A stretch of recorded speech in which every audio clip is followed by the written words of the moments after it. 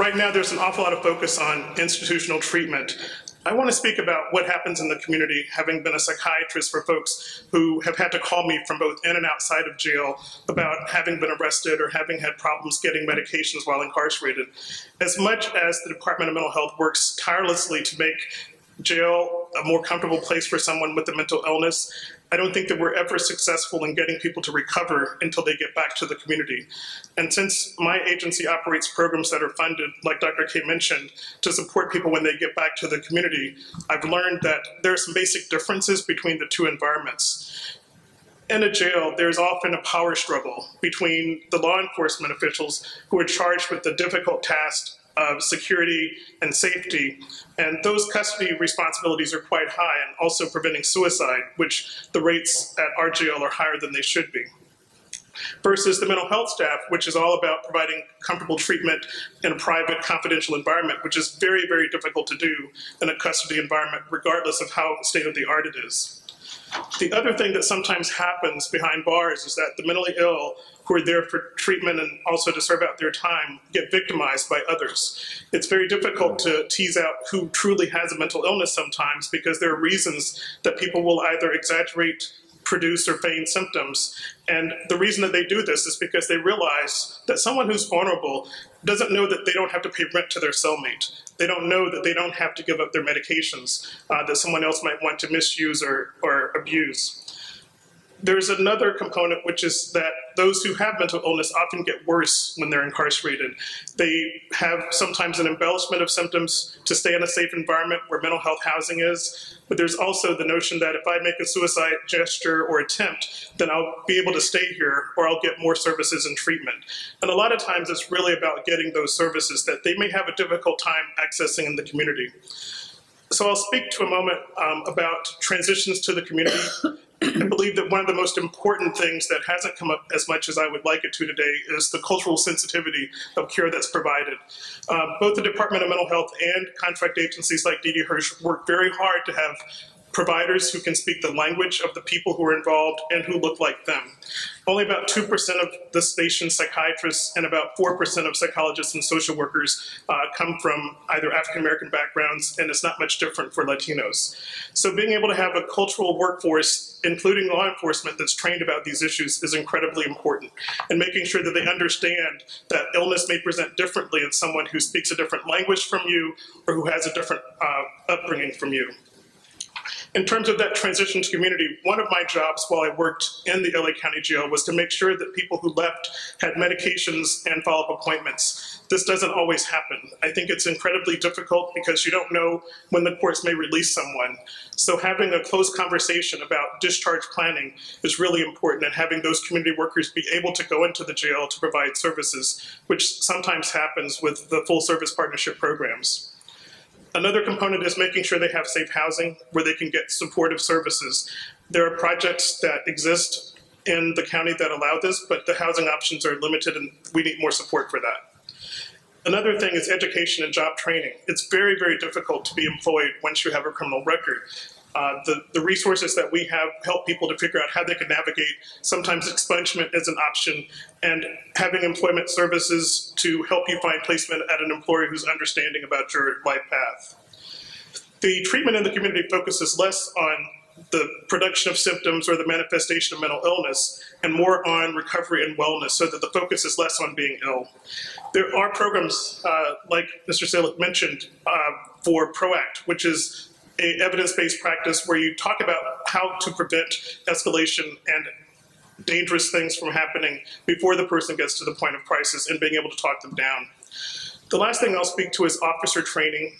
I realize that there are a lot of close collaborations with law enforcement that exist, but to have ride-alongs between mental health agencies and members of those staff from the law enforcement groups is really important. I know that at our Inglewood Center and sometimes at Culver City, where I'm based, we've had the opportunity to educate law enforcement firsthand when they come to our center so that they know who's in the community, who has a mental illness, so that they can call us or a case manager instead of having to take them to jail or hospital. But the resources in terms of teaching deputies and custody staff about how to manage those with mental illness is really sometimes a difficult task. There are programs where they can have simulations so they understand the experience of hallucinations or being depressed or being marginalized and stigmatized, which is a big problem. So to be able to call someone who knows these things and be able to talk about those things, not just in a classroom, but also in the community, in the concrete jungle where I work. I'm gonna let Rick talk a little bit about some of the issues around suicide.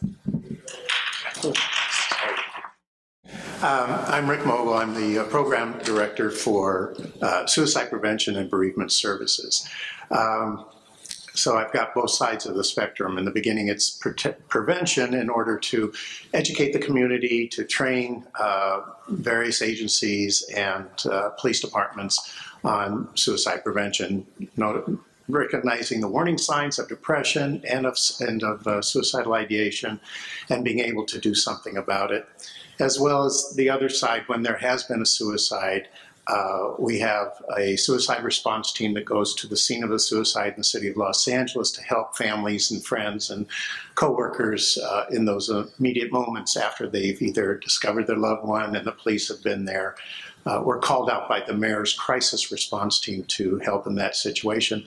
And actually, I've had a couple of incredible interactions with the SMART team because many times there are family members or friends of the person who has died who also are struggling with mental health issues. And a couple of times the SMART team has been called out, and it's just wonderful to stand back and watch them work with the clients and work with the survivors. Dr. Bonds talked about the training that we do. We do have some training for first responders. We work closely with the FBI. We're part of their crisis and negotiation training that they do for law enforcement throughout the southern part of California. We've had individual police departments come and we have a 3-hour training, and then in the afternoon they actually get to listen to calls to listen to our counselors in action with people on the line. We get over 54,000 calls a year, and very few of those, it's around 3%, 3.5%, are actual rescues. And when we talk about a rescue, it's voluntary, where somebody takes themselves to the hospital or to a facility. Involuntary, where we have to call an agency to intercede with the person. And of course, the mandated reporting. So our purpose on the crisis line, and we're there for that immediate situation, the thing that's caused the person to feel the way that they're feeling. And so we want to de-escalate. We want to get them to the point where they can do something about it, or we have to do something to help them. Because, and as Dr. Sachs says, it's the terror. When you're already in that traumatic feeling and somebody comes out to handcuff you and put you in the back of a police car, we want to avoid that at all costs. Now, we know that some of our training has been effective. We've had a Glendale police officer and an Orange police officer, both who had to talk somebody off of a overpass at their local freeways, had been through our training, and both credited us for having given them the extra tools to help do that negotiation. I like the idea about judges training. Who started that off? I want to get a part of that. That is phenomenal. There are so many avenues that we need to go out and do that education. I mean, we're working in the schools, we're working in colleges, but that's just institutional. We need to talk to more people. We need to talk to more law enforcement and the judicial system, people that are coming in contact with our communities, our people in the communities who are suffering from mental illness.